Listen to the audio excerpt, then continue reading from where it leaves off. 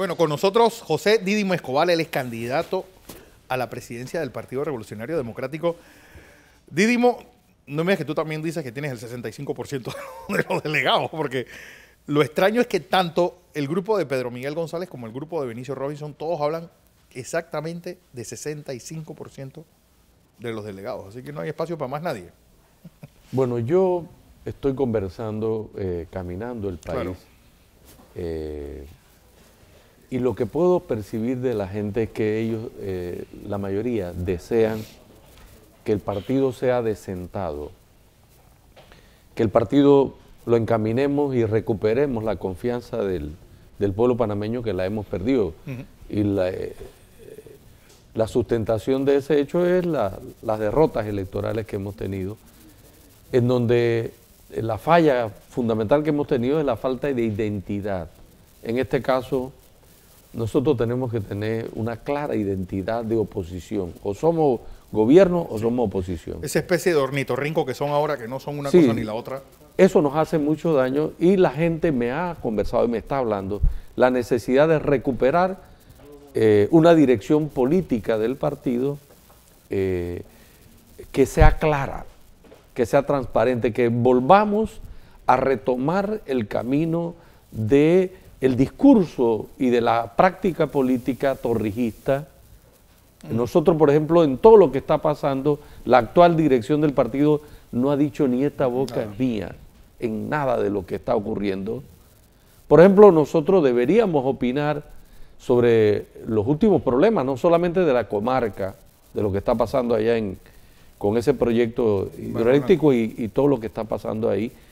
Hombre, con los aumentos esto que acaba de amenazar el gobierno.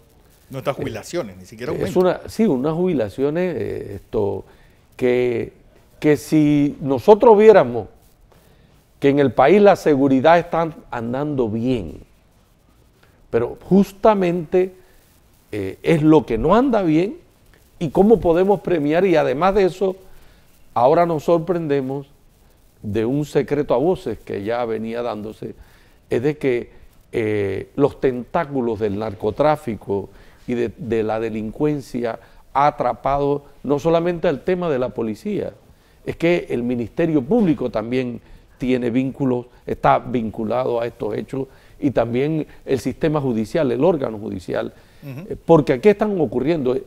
Y mira lo delicado de todo esto, es que los partidos políticos también son parte de las piezas en donde la delincuencia se está metiendo a tal punto que con el dinero que surgen de esos negocios oscuros se están tomando los partidos políticos. Bueno, es que también, y es casi una respuesta a un partido o a una clase política sin ideología, que obviamente tiene que llenar el discurso con dinero, con compra de adherentes, con compra de lealtades y sobre todo con campañas publicitarias costosísimas, porque si no hay discurso tú tienes que llenarlo con otra cosa.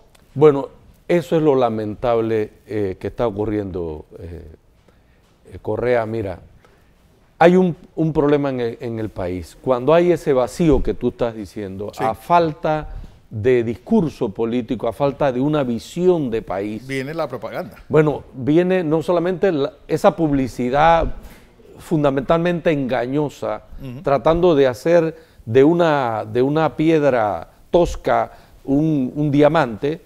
Entonces, nosotros tenemos un gran problema, que hay un vacío, no hay correspondencia entre lo que se dice y lo que se hace, una falta de credibilidad. La clase política está muy desprestigiada, las instituciones están destruidas. Todo ese desprestigio pasa por la pésima labor que están haciendo todos los partidos en la Asamblea de Diputados.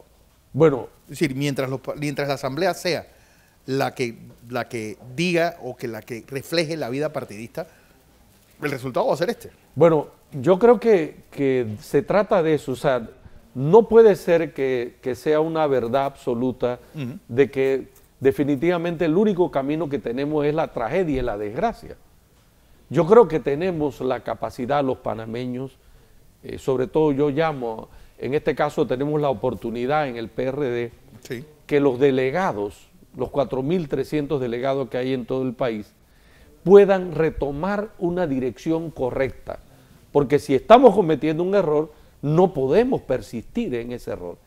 Es decir, como decía el gran sabio Alberto Einstein, no podemos pretender obtener resultados distintos si seguimos haciendo lo mismo. Entonces, tenemos que renovar las cosas, tenemos que reandar, volver a andar los caminos del decoro, del respeto, de la dignidad y de la decencia. No me pueden decir a mí que de todos modos tenemos que transitar el camino de la sinvergüenzura, de la corrupción, de la procacidad, y que esto es lo que nos toca, que no. ¿Por qué, no por qué hay el otra PRD alternativa? incluso resiste una invasión? Resiste pues el momento más bajo de la historia política de este partido, que fue 1989. Porque había mística. Y no aguantan, es decir, años en los cuales... Es que se abandonó en el camino la mística. ¿Dónde fue ese punto de inflexión? Ese punto fue cuando se introdujo el clientelismo, la compra de conciencia, cuando yo me pongo de todas maneras por razones de que yo aporto plata, compro, invito a la gente, les pago. Tú te imaginas, Correa, que yo convido a una reunión, invito a la gente, pero yo les pago para poder que vayan. Y entonces... el que hay para mí. Bueno, la ¿Y gente dónde dice, empieza ese? ¿Dónde hay un momento, un punto exacto donde tú digas, este partido empezó a dañarse? Bueno, aquí? este partido se empezó a dañar más dramáticamente cuando hubo un congreso del partido y entonces a los delegados de ese congreso, a los que eran miembros del directorio, empezaron a nombrarse en el gobierno.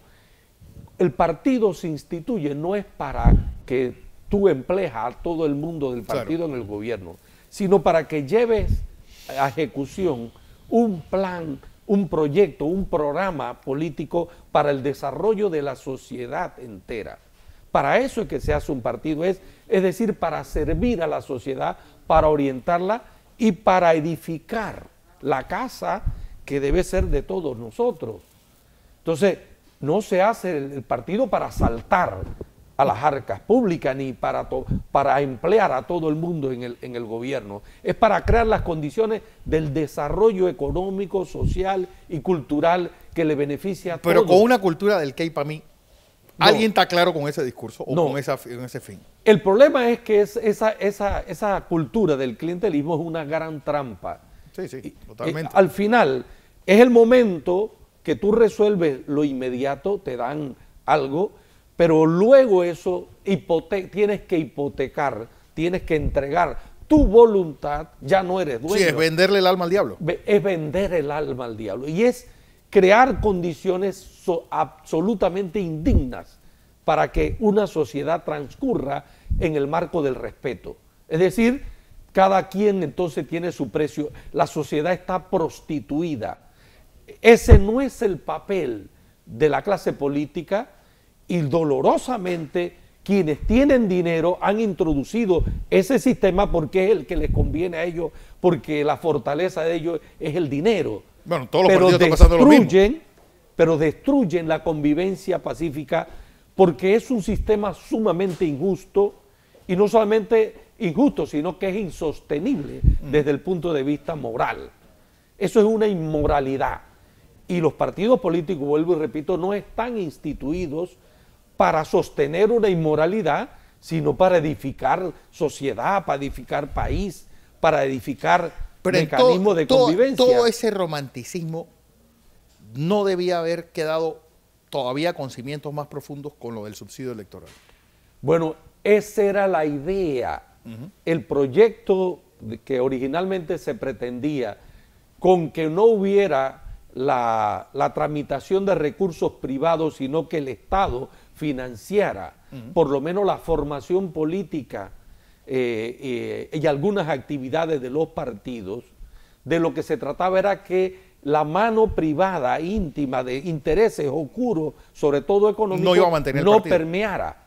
Pero hay que preguntarse qué ha pasado con esos dineros. Por ejemplo, al PRD le ha tocado 12.3 millones de dólares en este periodo Sí, electoral. pero en los últimos, desde que Pero se instituyó el usted a subsidio, preguntar, estamos hablando de 60 millones de dólares. Muchos Mucho millones. más. Muchos millones de dólares. y mira, pregúntese usted si ha habido auditoría y si se ha usado ese dinero verdaderamente para lo que se requiere y el partido requiere, o tú lo has usado también como un mecanismo de clientelismo político adentro del partido. Es decir, para tener una planilla que solamente responde a quien está dirigiendo y no a los intereses institucionales del partido. Entonces, tenemos que hacer una gran reforma en el partido y esto no es solamente el PRD, toda la clase política está pringada, contaminada. Entonces, pero la responsabilidad la tenemos nosotros en el partido. Pero esa miasma no nace del propio Tribunal Electoral, que también se ha convertido... Bueno, es que todo el sistema está corrompido.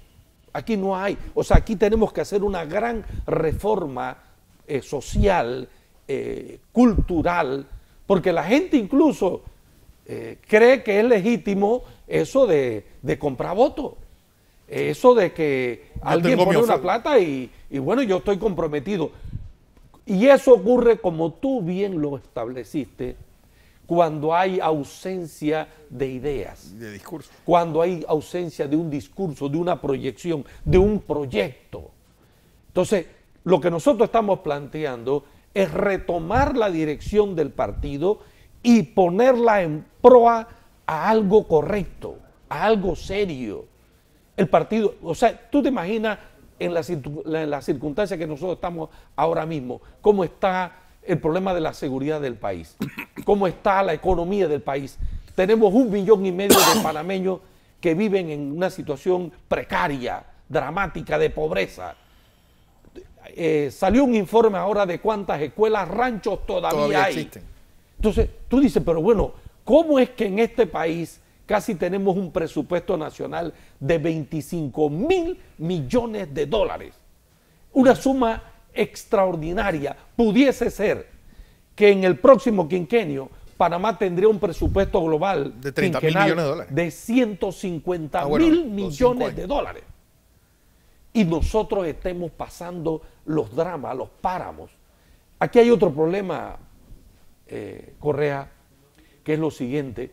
Nosotros en este país, los panameños, muchos, 1,5 millones o más, viven como si fueran parias en su propia tierra. Sí.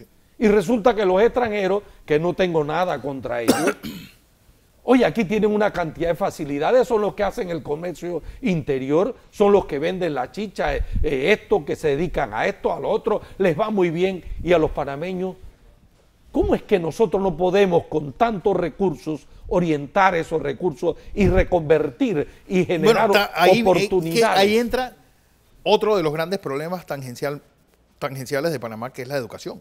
Bueno, sí. Y esa cultura del problema. Si andamos mal en los partidos, que son los que deben pensar y deben decirle al país, por aquí, por este camino es que debemos andar, son los que deben tener la principal responsabilidad, y tú no enserias a esos partidos y no transformas a esos partidos para convertirlos en mecanismos que coadyuven al desarrollo del país de verdad y que no sean un lastre como lo son en la actualidad. Entonces yo lo que estoy planteando adentro del PRD es una revolución interna, un cambio que ahora está en manos de los delegados del partido, que tienen que escoger no a los menos malos, pero la pregunta es, sino a los mejores. Es decir, ¿los delegados están aceptando eso o lo único que están haciendo es poniendo la mano a ver quién les ofrece más? Es decir, bueno, lo que pareciera es que esto fuera una subasta más que una elección. Cuando yo te dije que empecé a caminar y a conversar con la gente en las comarcas, en Boca del Toro, en Changuinola, en Guavito, me reuní con la gente en Chiriquí, en Los Santos, en Herrera, en Coclé, estoy reuniéndome acá en Capira, sí, aquí en Panamá, en todas partes donde puedo ir. Estoy conversando directamente con la gente. Sí.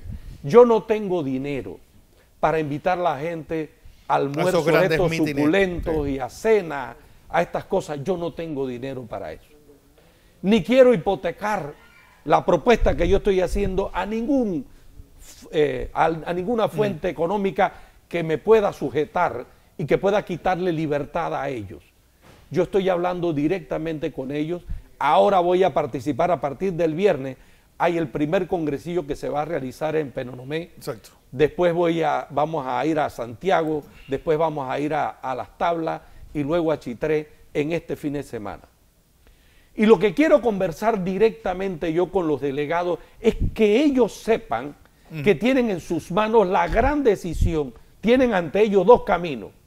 O el camino de continuar en lo mismo, en la procacidad, en la sinvergüenzura y en la corrupción, o hacemos un cambio y efectivamente le damos no solamente una nueva imagen al partido, sino un compromiso nuevo para rehacer una esperanza para el país. Vamos a ver si eso se logra, hombre. Bueno, eso es lo que estamos pretendiendo. Mira, mucha gente me ha dicho, Didimo, tú eres un iluso, un quijotesco, qué sé yo. Pero yo creo en que tenemos derecho a pelear por un sueño distinto. Yo soy un hombre de fe. Y yo creo que para el que tiene fe todo le es posible. Así es. Que ese es el mensaje que le dejo y la gran responsabilidad que tienen los delegados en producir un cambio y en retomar las banderas que quedaron abandonadas, que son las banderas del decoro, de la dignidad y de la decencia. Eso se llama torrijismo y es lo que debemos hacer. Don Didimo Escobar, gracias. Muchas gracias, Fernando. Didimo Escobar, candidato a presidente. A presidente del Partido Revolucionario Democrático.